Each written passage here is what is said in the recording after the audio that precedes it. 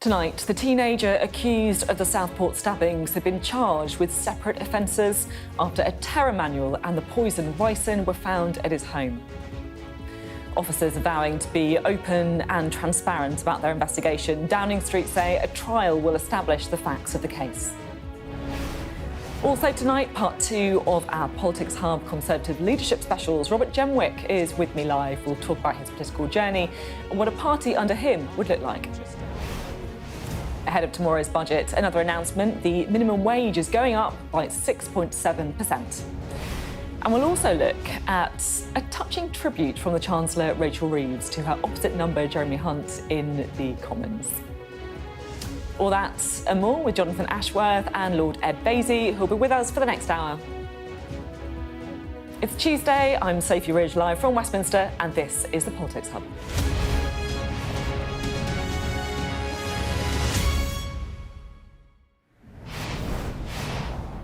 Hello, good evening. First, let's talk about the major story that is developing this evening, because the teenager accused of stabbing 3 little girls to death at a Taylor Swift-themed dance event faces 2 new charges. Now, the separate charges include one of terror, after police found a biological toxin, and an Al-Qaeda training manual at his home. Here's what Merseyside Police said earlier. Today, the Crown Prosecution Service has authorised Axel Rudikabana, aged 18, from Lancashire, to be charged with 2 further offences.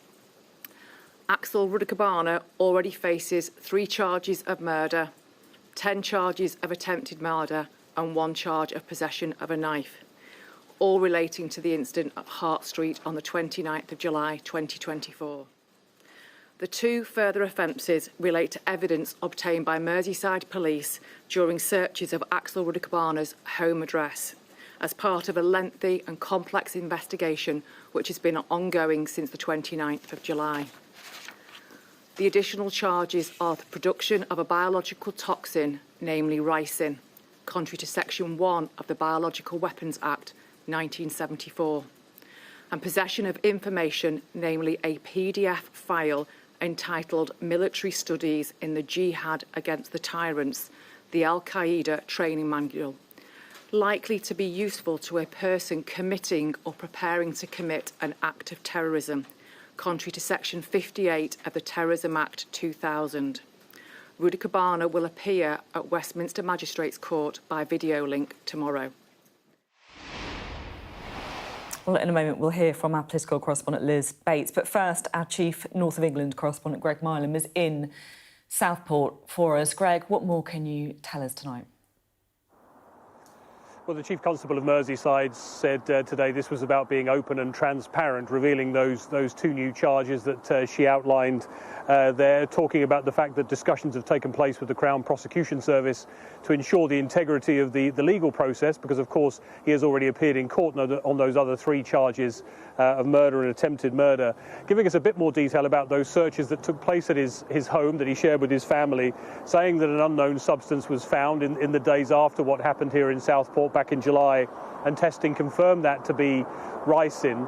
Now, they say that the levels of that biological agent were low to very low.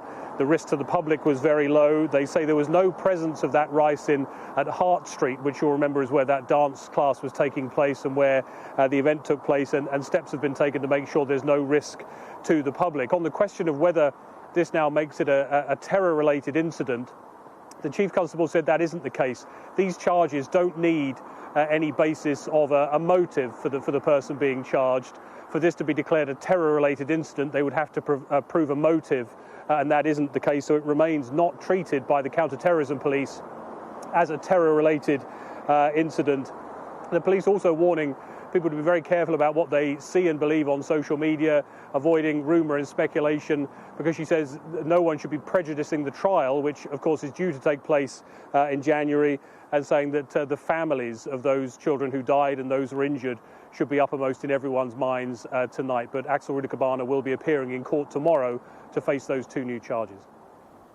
Greg, thank you very much indeed. Greg Milam reporting there from Southport. Well, as you would expect, there has been a lot of political reaction to this. We can cross now to our political correspondent, Liz Bates. Liz, what's been happening? Well, political reaction is coming in just within the last 10 minutes. We've heard from the Home Secretary. What she has said, Yvette Cooper, is these additional charges will undoubtedly be distressing for the people of Southport. The most important thing is to get justice for BB, Alice and Elsie and their heartbroken families and all those affected by the attack, and nobody should be put at risk. She goes on, the police and prosecutors have an important job to do in their investigation, pursuing every avenue and taking the action they need to ahead of the trial. We must support them and ensure that everything possible is done to deliver justice. Look, separately from that, though, and I think before I read out these statements, it's important to put the context of this in. When the Southport attacks happened over the summer, there were real issues at the time with the circulation of misinformation and conspiracy theories, and I think that is the context in which there was that reaction that we saw. Today, in response to the information that we've heard in relation to the charges, we've had a statement from Robert Jenrick, one of the final two contenders to be the leader of the Conservative Party. What he says in a statement is, first of all, as a dad of three daughters, the attacks hit me personally. He goes on, the legal process needs to be respected, but I am seriously concerned that facts have been withheld from the public here. The atrocity was of immense public concern. The public has a right to know the truth. Straight away, any suggestion of a cover-up will permanently damage public trust in whether we're being told the truth about crime in our community. He goes on, Keir Starmer must urgently explain to the country what he knew about the Southport attack and when he learned it. It's worth saying we've reached out tonight to Robert Jenrick's team to get a bit more clarity, to ask for evidence for what looks like accusations in this statement. What they have said is that he's not making accusations, he's speaking on behalf of the public and just trying to get clarity. Kemi Badenoch, the second of the Conservative leadership contenders, has also responded tonight. She says too many on all sides have rushed to conclusions before all the facts are clear. As more information emerges, it is quite clear that there are serious questions to be asked of the police, the CPS, and also of Keir Starmer's response to the whole situation. Parliament is the right place for this to happen. Whilst we must abide by the rules and contempt of court and not prejudice this case, it is important that there is appropriate scrutiny. So strong responses from both of the Conservative leadership candidates. Number 10 today also responded to the suggestion that any information had been withheld from the public. They said unequivocally that is not correct. Charging decisions are independently made by the CPS and appointed to the CPS. The statements from the police, it's for them to speak to those decisions and then for the trial to seek justice and establish the facts around that case. That is the political response to the latest information that we've had from Southport tonight in Westminster. OK, thank you very much indeed. Liz Bates speaking there. Well, on Saturday, of course, we'll find out the winner of the Conservative leadership election. And I'm very pleased to say that with us tonight for our final of our Conservative leadership interview series, we've got Robert Jenrick, who this time next week could be leader of the opposition. It's great to have you here. Good evening. Before I start, I just want to talk a bit about Southport because I know that this is something that you will want to talk about. But like so many people, I just can't get those three little girls out of my head. And I just don't want to do anything that could possibly prejudice a trial where they could get justice. And I'm sure that you will feel the same as well. So I would love to speak to you more about all of these issues after that trial has taken place, if that makes sense to you. Understood. Thank you.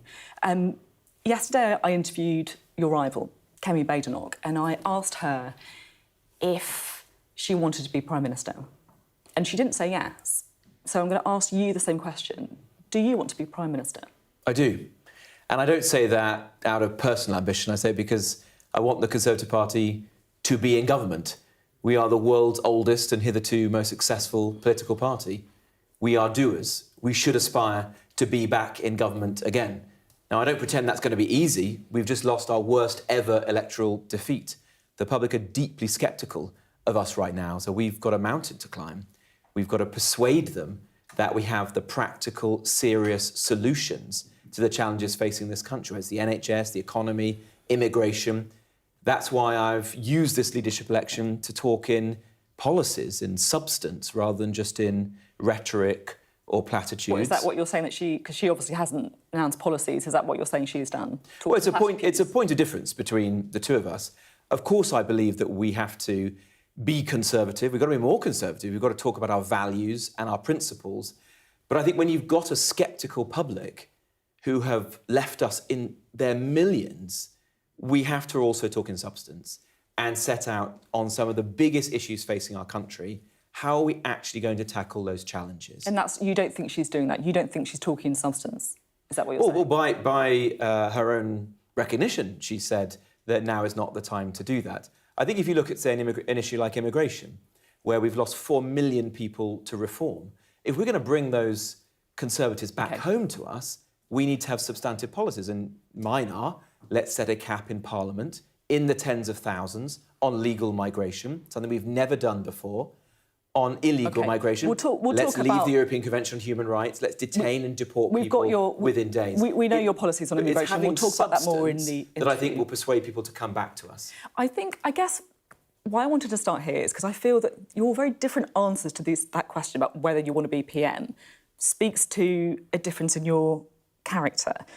You know, it feels like you're someone who is brimming with ambition, someone who kind of decided they wanted to be PM when you were at school. Is that fair? No. I have, come to this over the years. I only decided to stand for the leadership when I finally won my seat, which was in doubt at the general election up in North Nottinghamshire. We're not supposed to believe that, are we? No, it's just the truth. I mean, I've always believed in politics, public service. I've always wanted Don't take me this wrong way. To have as much influence as I can over things, because that's the way you achieve things in politics. But I didn't have some long-standing plan to do this. The difference is not that, Sophie. The difference is I want our party to be in government. I don't view the Conservative Party as a Twitter account. I don't want to just be at the dispatch box shouting at Keir Starmer. I want us to actually win an election. And that is why I've tried to set out a very clear stall, a very clear set of policies and ideas as to how we win back the trust of the British public. I guess, some people's criticism of you may be that you seem like someone who kind of started off with the idea that you wanted to be Conservative leader and almost worked backwards from there, coming up with the policies that you think are going to get there. I don't think so. I mean, my values haven't changed one bit. I've been, the same person. It all comes back to my childhood, my upbringing in Wolverhampton, the small towns that I represent in places like North Nottinghamshire. To me, it's about family. It's about self-reliance, about small businesses. It's about free enterprise. It's love of country. It's strong defences. Those are my values. But yes, it's absolutely the case that as a result of the experiences I've had as a minister, for example, at the Home Office, and the thought that I've given in recent months and years to how we tackle the challenges that we're facing as a country, that I've come up with what I think are the right solutions. And I think that is respectful to the membership, because they deserve to know what my plan is. And I think a plan today is always more useful, more valuable than the promise of one tomorrow. And I think it's also the only way in which we can begin to restore the public's trust and confidence. If you look at some of the issues we're facing right now, like how do you get growth going again in this country? Well, I think you do it by helping people off welfare and into work, by giving young people real skills, not just low-value degrees. Frankly, close down our 10% failing universities and replace them with hubs for apprenticeships. Let's get cheap and reliable engines. Let's trade in ideas. So you're talking about they're closing down 10% of universities and getting rid of some degrees. Do you think people need to, I guess, get real, that some degrees are effectively a bit worthless? Yes. I mean, 20% of our young people today are leaving university and then earning less than if they'd never been to university in the first place. So that's a massive failure. What kind of degrees would you shut down? Well, I would take... Give me some examples. I would take the 10% worst ranked courses at our universities on the objective rankings that are provided by universities. So give me some examples of degrees that you think should be shut down. Well, it's not about me choosing, which course I do or don't like. I would take the objective rankings that we have and say if those courses are in the bottom 10%, then the state shouldn't be funding them anymore. This reminds me of my brother who, used to sort of email. I remember, because I did English literature, he messaged me before, with a chart showing how your earnings are supposed to be really bad if you do English literature. Is that the kind of thing that you get rid of, English lit? What would you get rid of? No, not at all. It's not about me picking which courses I like or don't like. Let's look at the evidence. Let's look at those courses which are objectively ranked as the worst courses. Let's not fund them anymore. and let's use that money to fund apprenticeships. If we did that, we would be able to fund 130,000 more apprenticeships. My dad was an apprentice. You know, he left school at 16, became an apprentice, later set up a business out of his white van on our drive at home. You know, there's nothing wrong with that. That is a perfectly good route. I'd be happy for my kids to do that, as long as they were high quality. So let's raise the esteem of apprenticeships and make them more available. It's things like that that will get the economy actually growing. I was interested to see that you want to see more capital spending in the NHS. So do you think the NHS needs more money? I think it might need more money in the years ahead because we've got an ageing population and we have underinvested in the capital, technology, for example, the structures and buildings, hospitals. But the key question is not so much how much you're putting in, it's what you're getting out. And I worry that in recent years, including on our watch as Conservatives, we've lionised the money that we've put in, but not worked through how do you ensure that that actually is improving the quality of care for patients. And part of the problem is the poor performance of the management of the NHS itself. In 90% of NHS trusts last year, not a single manager was sacked for poor performance. Can you imagine a business operating like that? Of course you couldn't. That is letting people down. I want to do for the NHS what we did for our schools in the 2010s. Empower the good managers and sack the bad ones. Drive up productivity, ensure that we get better value for money for the taxpayer and a better quality of care for the patients. That's the sort of thing that I talk about when I say we should be obsessed with how we can improve the NHS. Because we don't know what the world will look like in 4 or 5 years' time, but we do know that whether we are trusted on the NHS will be a major factor in whether we can get back into government. Some people think that if the NHS is going to survive, we need to look at an insurance model. Is that something that you think should be on the table?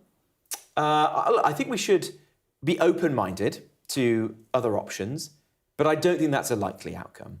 I think the most important thing we can do is think carefully about the structure of the NHS, the role of the private sector in delivering, but free at the point of delivery, how we can reduce the pressure on the NHS. But you think it's something that should be on the table? Well, I always think you should be open-minded, but I don't think that is a likely outcome. I believe in the NHS as free at the point of delivery. That is a principle that most people in our country hold dear. The NHS has been important to my family. It saved my dad's life recently when he had a serious stroke. But I've also seen its failings. He was then put on a very long waiting list to get the aftercare that he deserved. So we've got to try and fix the way it is actually working today.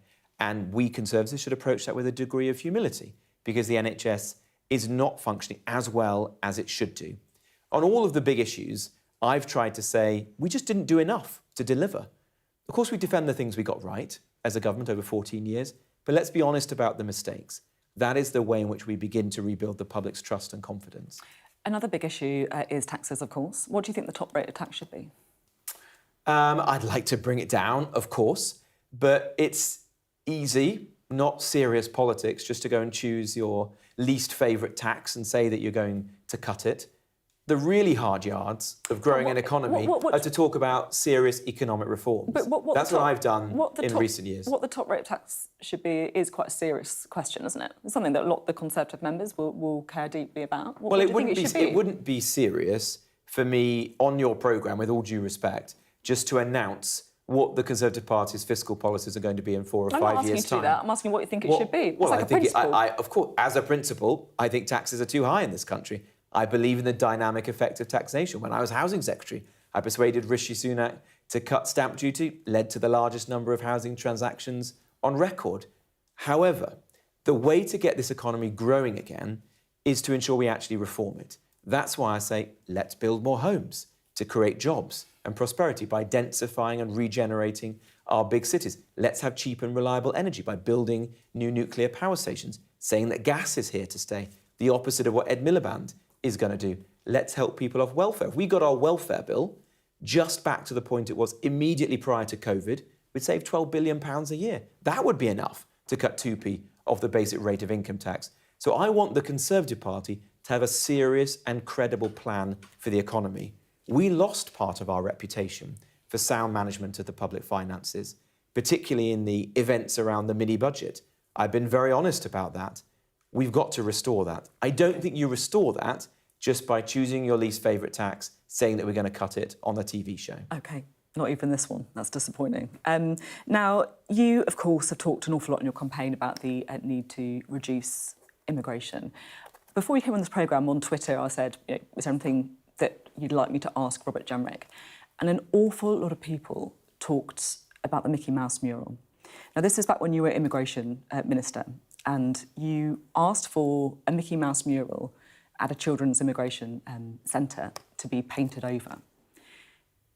Can you see why, for a lot of people, that seems like a very cruel thing to do? Well, look, I would never want to do anything that was anything other than compassionate towards children. I'm a dad of 3 young children. I've always taken an interest in how this country can be a big-hearted one when it comes to refugees. In fact, my family was the first to take in Ukrainian refugees towards the start of that conflict. And when I was a minister responsible for immigration, I did a lot to try and ensure that we were looking after unaccompanied children properly. When I came into office, we were housing them in rudimentary hotels in seaside towns. I closed them down and got those young people into foster care and more appropriate accommodation. What I was also concerned about, however, was the fact that there were a large number of adults coming into this country, posing as children, and that was then placing actual children, whether that's refugees or children, our own children in this country, in real danger. I mean, let me give you an example. There was a man who posed as a child, went into foster care, went to a school in Bournemouth, ended up killing someone on the streets of that town, an actual army veteran. So it is important that we make sure that the places that people arrive in the first hours that they're in the UK, are places of law enforcement, in which we treat people in a careful manner. You're talking about... You're raising some very important questions there, but the question is about a mural that you asked to be painted over. Can you see why some people think that was a cruel thing to do? Well, I said I wouldn't do it again, but the reason that we changed the nature or the character of the place in which migrants first came to when they arrived in the UK was to ensure that we were weeding out those adults who are posing a real risk to children. That's nothing to do with a Mickey Mouse mural, though, is it? I mean, if you're like, a 25-year-old pretending to be 18, it's not going to make a difference to you if there's Mickey Mouse greeting you or not, is it? But it might make a difference to the person who is 8 years old. Sure. But look, all I can say, Sophie, is I would never do anything other than try to support children in a compassionate manner, and my record speaks to that. Are you sorry about that? Are you sorry about doing it? Well, I said it's not something I would do again, but the substantive... I mean, you're asking me this over and over again, but the substantive question here but I don't think you've answered how do we actually treat children, unaccompanied children, when they come into our country? And the reforms that I did as a minister meant that they were treated in an immeasurably better manner than before I was a minister. Rather than being in a hotel in a seaside town, often poorly treated, they're actually now in the loving care of foster parents. That is the kind of minister that I was and the way I would always look to treat children. You, of course, famously resigned over the immigration bill. I guess what confuses me slightly is that you were immigration minister at the time. So that was kind of your bill? I mean, you could have taken it up with the immigration minister. Well, there was a choice for me at the time. Take a bill through Parliament, which I knew didn't work, and which, frankly, everyone in Cabinet knew didn't work, or leave the government and make the case in Parliament, where I was honest with myself and with the public, where I set out amendments to try and improve the bill, to make it actually work, get those flights off to Rwanda, and I chose to do the latter. I thought that was the most honest approach. I didn't want to be just another minister who made and broke promises on a question so important as immigration. I didn't leave in a fit of pique. I worked hard, relentlessly, behind the scenes to make sure that we did get that bill into the best shape. And I got a lot of concessions out of the Prime Minister. But when I knew it still wouldn't work, I thought it would be the wrong thing to do to say that black is white. And ultimately, I was right. If you look at the argument that I made, I said that we wouldn't get flights off to Rwanda, that there would be a merry-go-round of legal claims. And that is exactly what happened. And everyone in Cabinet, you say, knew it was wrong, that it wasn't going to work, you think? I think everybody involved in that decision knew perfectly well that that policy was not going to succeed, but they turned a blind eye to it. I wasn't willing to be a minister like that. Are there any people that you would name as having turned a blind eye to it? Well, I'm not going to get into naming individuals, but I think it's pretty clear that at the time, few of us were willing to stand up and say, we have to do something differently because we can't allow illegal migration just to continue for years, for decades to come. It's causing immense harm to our country. We've got hotels full of illegal migrants. We've got communities that are being blighted by it. You've got tensions in parts of our country as a result. I want this to come to an end. So do millions of people across our country. If you win on Saturday, will you offer Kemi Badenoch a job in your shadow cabinet? Yes. I asked her that yesterday as well. She said that she would give you a job, but whether you'd want to do what she thinks you should do is a different matter. Doesn't sound like it'd be a great offer, does it? Well, look, I don't know. I want to get the best players onto the pitch. I want to respect my parliamentary colleagues. And so somebody talented, like Kemi Badenoch, should get a senior position in which she can play a full part in restoring and renewing the Conservative Party, as indeed the others who stood this summer. Someone like James Cleverly. I've said that if he wanted to be deputy leader of our party, he should do, because he's a unifying presence. Now, he's not endorsing anyone, I hasten to add, but I want to make sure that we are actually uniting the party. I think I'm the best placed person to do that. That is my nature. I take strong positions on the big issues of the day, but I do so seeking to persuade, not needlessly provoke, and to create a strong team. It was quite interesting. I was kind of looking back at, the kind of history of recent or not so recent leadership elections. When John Major won in 1990, he gave his rivals Heseltine and Hurd top jobs. They then went on to win an election. David Cameron gave David Davis a role. They won an election. But when that doesn't happen, like with Rishi Sunak and Liz Truss, for example, or with Ken Clarke and Ian Duncan Smith, it tends to be that the party doesn't unite, doesn't go on to win the election. So how important do you think it is that you and Kemi Badenoch, I guess, kind of dust it all off and work together? I think it's actually incredibly important. The public are sick of the drama, the infighting, the excuses. That needs to end. And Kemi, myself, the whole 121 Conservative MPs in the Parliamentary Party need to come together, beginning this Saturday, and do our job, which is to be a strong opposition to this Labour government and to begin to rebuild the trust and the confidence of the British public. I've just got one final question for you. I'll be completely honest, before this leadership contest, I thought you were quite posh, right? And actually, it's not really the case. Your dad was a gas fitter. You've sort of spoken about him a bit in this interview. But it feels until kind of recently, you haven't really lent into that story. I mean, he could have been the new sort of tool maker. Was that a mistake, do you think? Well, you're right. I haven't really spoken about my upbringing in the past. I have done so more over the course of the summer, and I'm not ashamed that I'm proud of the places I grew up in. It ultimately forged me, my Conservative values, and it's what drives me in politics. I believe in these places, the communities that I represent. In this leadership election, some people have said that I'm provincial or have criticised me for being from the Midlands. I want the Conservative Party to be firmly on the side of working people from small towns and cities across this country and thinking every day about them. How do we get their kids onto the housing ladder? How do we make sure they have better jobs? How do we make sure that public services are actually working for them? Keep their energy bills down with a sensible energy policy. And yes, make sure that we actually stand up for their values and the things that concern them, like illegal migration, like British history and culture and identity. That is the role of the Conservative Party, and that's what I would like to do if I'm lucky enough to lead it forwards. OK, thank you very much indeed. Good to speak to you this Thank evening. you. Robert Jenrick there. And on Saturday, we will, of course, bring you the results of the Conservative Leadership Contest live. I'm going to be live on Sky News from 10 a.m. with reaction and analysis all the way through to that result. You're watching The Politics Hub. Coming up, we'll get reaction to our interview with Robert Jenrick from our panel this evening. That's Jonathan Ashworth and Lord Ed Vaizey.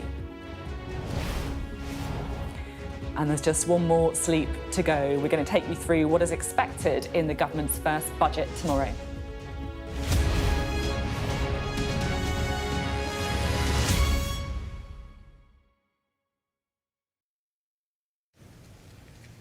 All right, ready? Not really. We've heard it could be painful. A bit more pain now. Free up more money to spend. But will it be as the government claims? Ow! The pain now is just too much to bear. Temporary pain for long-term gain. Right, all done. Not bad, actually. The budget, the full story, first on Sky News.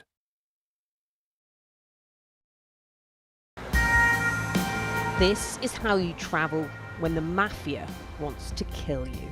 He's almost given up his own freedom, but that's the price he's willing to pay. Here, they don't just arrest and Ndrangheta mafia members, they also live among them. Time after time, I've seen the devastating impact of extreme weather and climate change. We don't have much snow at the moment. They've had a warm spring and exceptionally hot summer, and that means they're expecting to lose more than 3 times the amount of ice than they usually do. Flames are still forcing people from their homes and leaving many questioning their futures. Here was my life. We have nothing. I can't say anything, it's so sad. This disaster is testing the resolve of everyone on this island. The only way out now is by boat. Everything you see is devastated, and the misery being felt by people living here is repeated in towns and villages across Central Europe. Sky News, get the full story first. Turkey is burying its dead. The loss is profound. Whole families died in this collapse, generations wiped out. The violence has penetrated the heart of the city rather than being contained to the estates around the edge, and that speaks to the level of anger being felt here. In Sweden, police have seized a lethal stash. This is just a small sample of the deadly arsenal taken off the streets. This is an example of an advert, really. Anyone of any age could say, I'll do that for £1 million, and then have to go and shoot someone. Yes. I'm Siobhan Robbins, Sky's Europe correspondent based here in Berlin.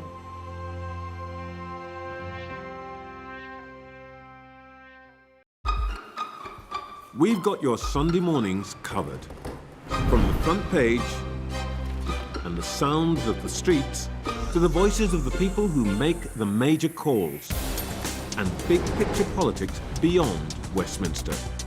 We'll put you at the heart of our story.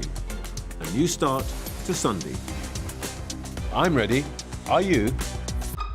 Join me, Trevor Phillips, Sunday mornings on Sky News. Well, we've just heard from Robert Jenrick on why he thinks he should take the crown in the Conservative leadership contest at the weekend. His opponent, Kemi Badenoch, outlined her pitch here last night as the contest enters the very final stages. Time to bring in our duo for this evening, find out what they thought about what he had to say. We're joined by the Chief Executive of Labour Together, former Shadow Paymaster General Jonathan Ashworth, and the former Conservative Minister, Lord Ed Vaizey. Great to have you both on the programme. Thanks very much for being here. Ed, what do you make of the Conservative leadership before? Anything standing out to you from Robert Jenrick's pitch? Well, I thought it was a good interview, actually. We watched the interview. I thought it was a good interview. And what I've always thought about Robert Jenrick, you sort of said it a bit in your questions to him, is there's an element of him sort of constructing a leadership bid, almost like a sort of Lego model, you know, what bits will make it. But weirdly, I quite admire him for that. I think he has really put in an effort. He's decided he wants to be leader of the Conservative Party, and he's thought very carefully about it, and he's thought about policies, and it was very interesting to hear him talk about some of the policies, you know, this split between him and Badenoch about whether you should have policies at this early stage. But I think he came across as very thoughtful and well-rehearsed, and I don't say that in a critical way. So I kind of admire him, and I did think, as I was watching it as well, because... you know, I'm a sort of past-it politician. I think that, you know, it is a brave thing to do to stand for the leadership of your party. And that probably sounds facetious to some people watching this. It's a brave thing to put yourself out there. So I quite admire him. I differ with him on things like the culture wars. And I totally accept that issues like immigration are supremely important. But I do disagree with him on some of the tone. But I have to say, in all honesty, that I admire...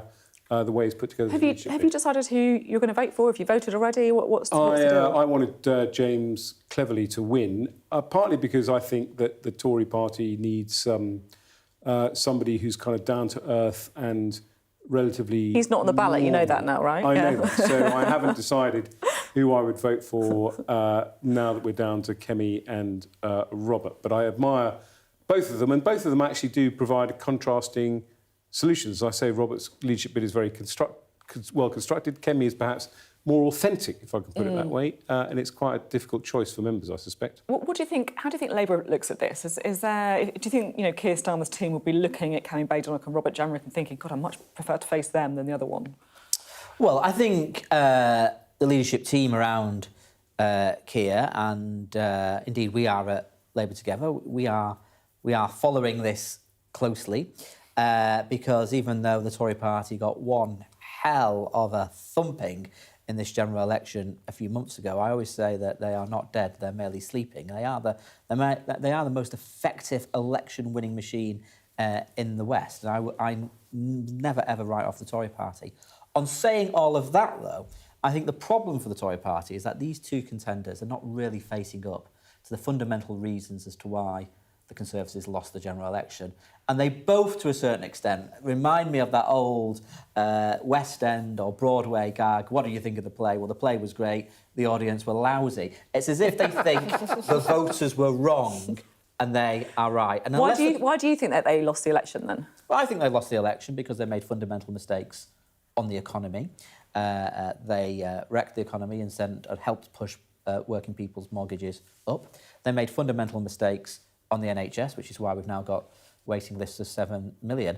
And of course, particularly in the Boris Johnson era, they made monumental mistakes about their conduct in office, which I've got to tell you, I honestly thought it had gone away, this, but we've been doing polling and focus groups at Labour Together, and the partying in Downing Street and the rule-breaking, there is still red-hot anger out there on that. Do you agree with that? Yeah, I do, actually, weirdly, because I was talking to the Tory MP this afternoon, and I asked him, what's the mood of the party like, and so on and so on, and he kind of reminisced about the election, which he obviously won his seat, which was a miracle, and he did say that was still very resonant on the doorstep. I remember being kind of quite forgiving of the Boris Johnson Downing Street scenario, but the way he put it, it really rammed it home to me and said, if you contrast the picture of a party in Downing Street and the Queen on her own at her husband's funeral, I can see why that resonates. But I think, John is right that, the Tory party has to do a lot of hard thinking and hard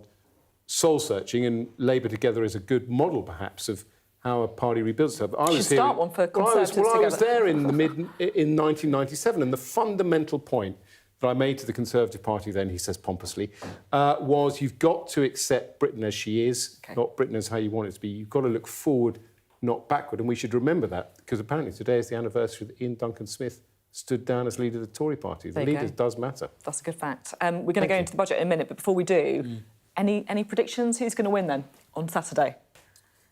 I don't know who is going to win. I mean, the bookies' favourite appears to be Kemi Badenoch. I'll just say this very, very quickly. There'll be days, whoever wins, there'll be days when they think they've done well, when maybe a minister slips up and they've had a good day in the House of Commons or they've had a good media round. But I tell you something, I mean, I had those days as an opposition politician. Unless you fundamentally face up to why you lost and fix those problems, it doesn't matter for a hill of beans come the general election. Yeah. William Hague, come on down. He always did well at PMQs. Didn't help us in 2001. Who do you think is going to win? I think Kemi Badenoch has to be the favourite. OK, thanks both very much. We're going to have more from you in just 1 minute because we are finally nearly there. The eve of the new government's first budget, because at lunchtime tomorrow, we're going to hear how the Chancellor hopes to steer the UK's economy over the coming year. And we've already had a few previews of what to expect from Rachel Reeves, and tonight we had a big announcement on the minimum wage. Here's our Deputy Political Editor, Sam Coates, now on what will be undoubtedly a historic budget. Behind this door, Keir Starmer gathering his top team to sign off the biggest budget in decades. Still so many questions. Are you getting enough for health this budget, Minister? Are you going to be able to fix crumbling classrooms? Any more money for Northern Ireland in the budget, Minister? Dave waits. Not long now until a budget they say will turn over a new leaf for the British economy. But delivering change is expensive, and it looks like businesses will foot the bill. Their taxes going up, and a big increase in the minimum wage too. Double whammy. Is that fair on business? I think we're all clear that a pro-worker, pro-business approach to the economy is the right approach, and investing in your workforce is a great way to improve your productivity. The minimum wage going up nearly 7% from April next year, a victory for the unions. It's no use GDP bumping up by a couple of percentage points if people don't see that benefit in their pocket. So it's really important that we have growth that puts people at its heart. One of your big priorities is improving public services. Do you think that business ought to willingly pay more to do that? I do, and actually, so do businesses themselves. I think that most employers would recognise that a modest increase in tax that helps us fix the NHS, that helps us fix the state of our schools and colleges and local council services is a price worth paying for economic success. The voice of business less keen on that idea. I think there is a lot of fear and trepidation in terms of what we might ultimately see in the budget. Employers will face higher national insurance rates, and they're not happy. Some of the business leaders that I've been speaking to have said, look, this is a tax on growth, it is a tax on hiring. They will be looking for other measures in the budget to see where that promise of the measures to really deliver headroom so to make it easy for businesses to invest. To balance the pain of tax rises, there will be billions of extra investment spending, including 1.6 billion more for the NHS to spend on surgical hubs and scanners. And she's the woman with the money. Keir Starmer and Rachel Reeves fought the election campaign on the promise that growth would be their top priority. And the test of this budget is whether that still holds. Yes, there'll be billions in investment, but we're also on the brink of the biggest tax-raising budget ever. Could this be a gift for their opponents? So much rests on the contents of this document: economic renewal, the reputation of this government, and the glimpse of a new direction. Sam Coates, Sky News, Westminster. Now, budgets are, of course, all about the numbers, and over the next day or so, there'll be a lot of figures to unpick about the state of the economy, the size of the deficit, and, of course, about those fiscal rules the new Chancellor is planning to tweak. Our data and economics editor, Ed Conway, has been taking a look at what we know so far and what we can expect. With the budget coming up, we're about to be engulfed with all sorts of numbers, data. I want to give you just two big numbers, OK, because this tells most of the story. Ultimately, what is a budget about? It's about the difference between these two bars here. This is taxes, so the money that's coming into the exchequer, and that is spending, the red bar there. And you can see the spending, £1.2 trillion, is considerably bigger than the money coming in to the exchequer. And that is why, difference between those two bars, that's basically why we have a deficit. That's borrowing there, £122 billion. And a lot of the policy that we've had in recent years, a lot of those fiscal rules we keep hearing about, it's all about bringing those two bars so they are closer to each other, so you're not borrowing as much. And that means kind of going and thinking about what is within those bars. So look at spending. You've got social security, welfare, you've got health, you've got other departments, you've got interest and investment. And then on taxes, it's been about looking at things like income tax, national insurance, VAT. Previously, though, the easiest thing that people have cut when they wanted to bring this bar in particular down was investment. So Jeremy Hunt, George Osborne did this, and Jeremy Hunt was planning to bring investment down in order to meet his rules. Look at where investment was planned to go in the coming years. It was going to go down, down, down. Rachel Reeves says she wants to keep it higher.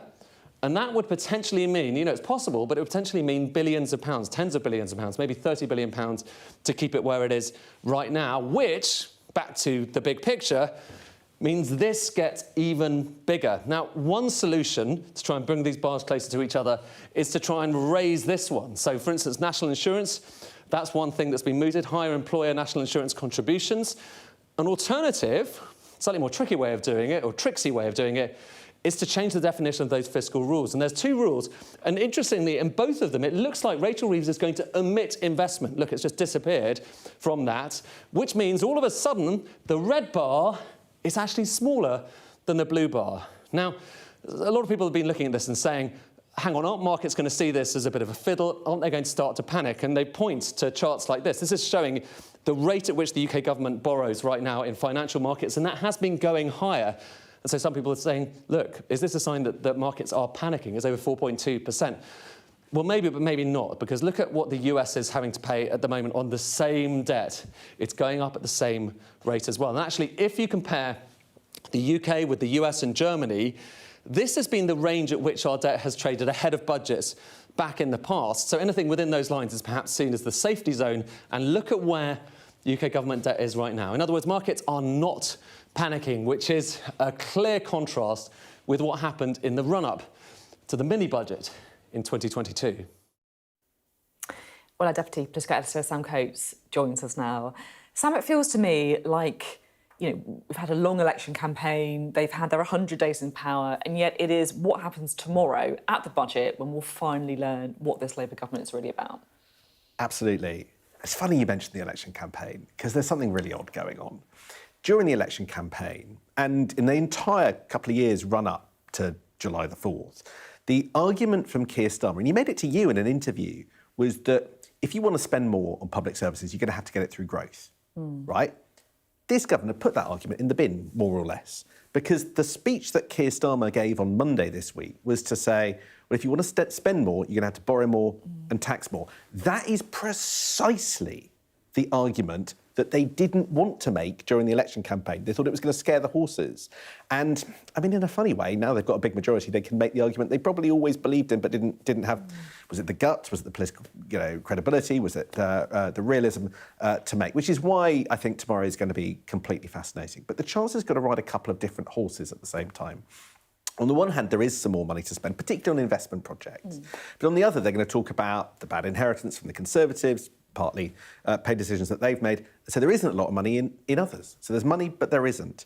And the question is, ultimately, does the good news, the news that Labour MPs want to hear about more money for the NHS, more money into the minimum wage, which will be bills footed by business, does that trump the, as it were, bad news of the consequences of the squeezes? There are going to be some nasties in tomorrow's budget. They're the things that we haven't learned in a budget that we have actually learned quite a lot about. It's interesting, isn't it? You're talking about the kind of nasties there and the fact that there still will be a spending squeeze, because it is worth reflecting on the fact that there are an awful lot of big departments that are not protected. That's right. They'll get more money tomorrow, and it'll sound confusing. It'll sound like they'll get more money, but they've also got to foot the bill for the big public sector wage increases. And once you factor that in, actually it gets quite sticky. And whether it's the Environment Department or the Transport Department or parts of the Communities Department and local government, I think, is one to watch.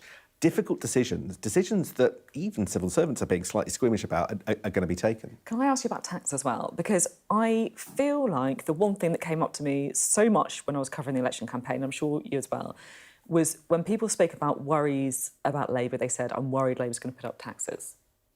Are those fears going to become reality tomorrow?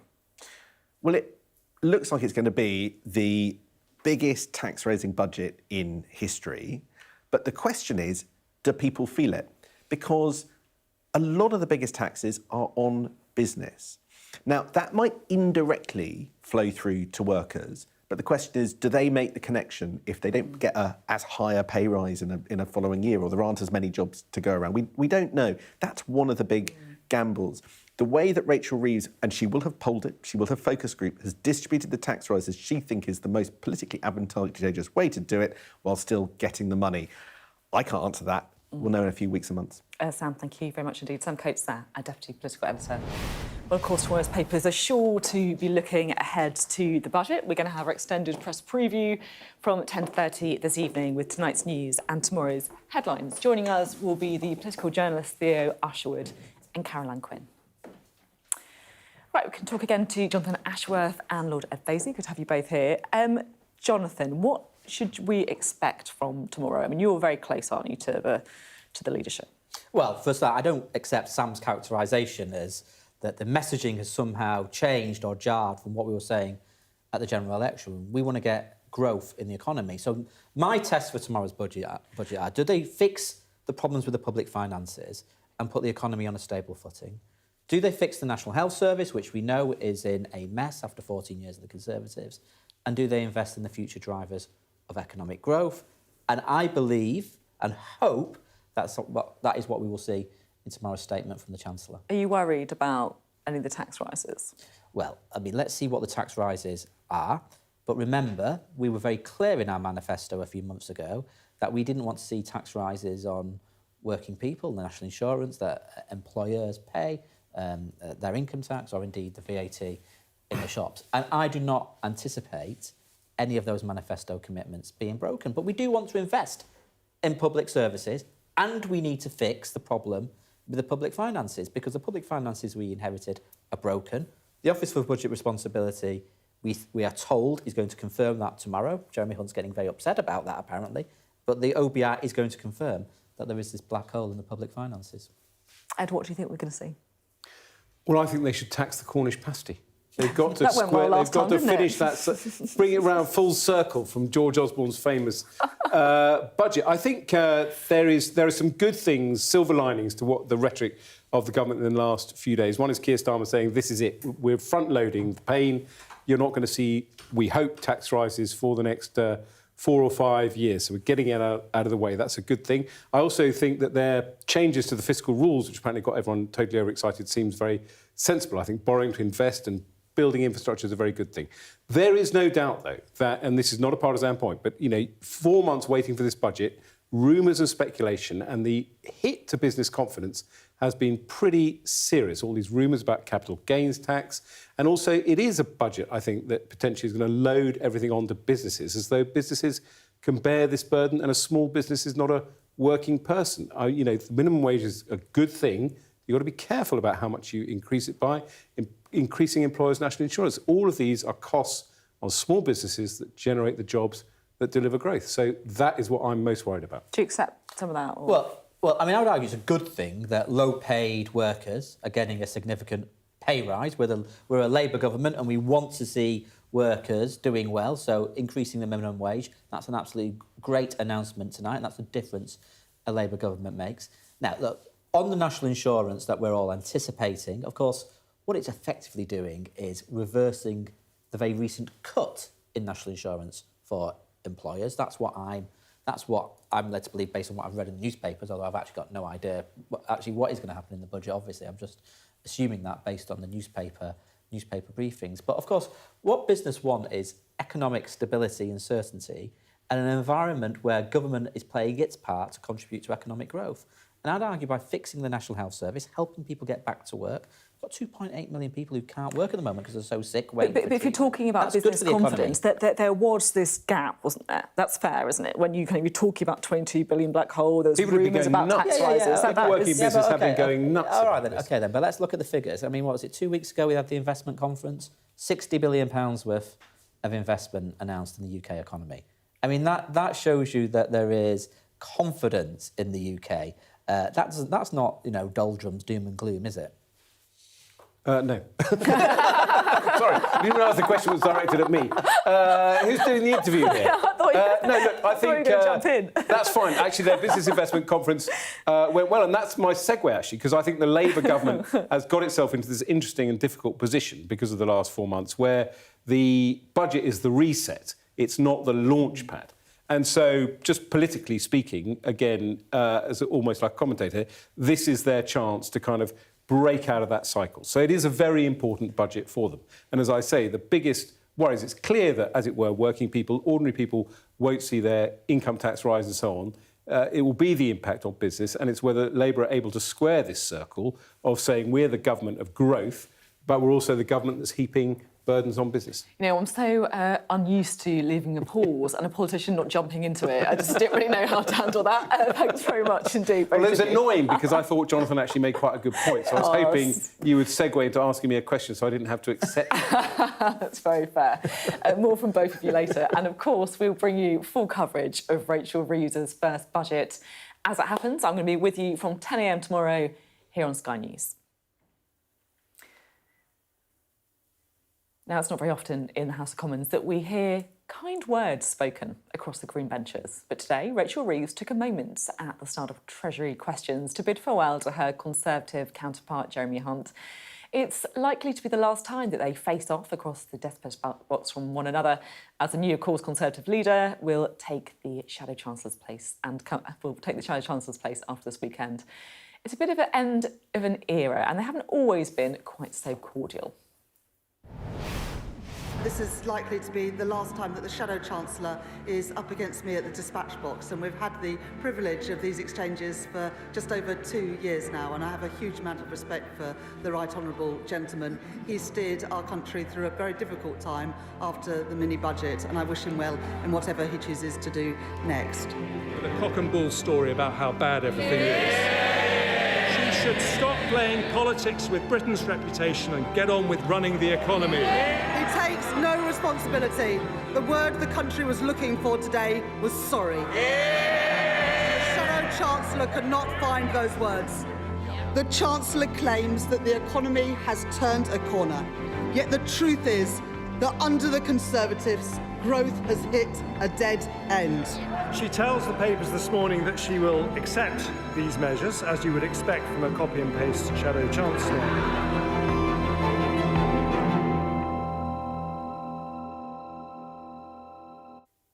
Don't worry, the nice words didn't last for long because they soon got back to really going for each other across the floor of the House of Commons. Right, let's have a little chat, shall we, to Jonathan and Ed. I love the fact it just took Jeremy Hunt by surprise. He didn't know how to respond when she said something nice. I mean, Jeremy Hunt, I was talking earlier about Robert Jenrick, working hard on his leadership bid. I was thinking again this morning, Jeremy Hunt, he could have left Parliament at the last election with his head held high. He chose to fight his seat. It had, because of the situation, was a very marginal seat, which he won. Sheer hard work. Anyone who followed him on Instagram knew more about Thames Water in his constituency than they did about the state of the economy. And funnily enough, in terms of the budget, he's had more cut-through in terms of, throwing chaff about the OBR and so on, the Office of Budget Responsibility. So he's a really hard-working, dedicated politician. So he deserved his praise from the Chancellor, and I think he'll be missed from the Tory front bench, actually.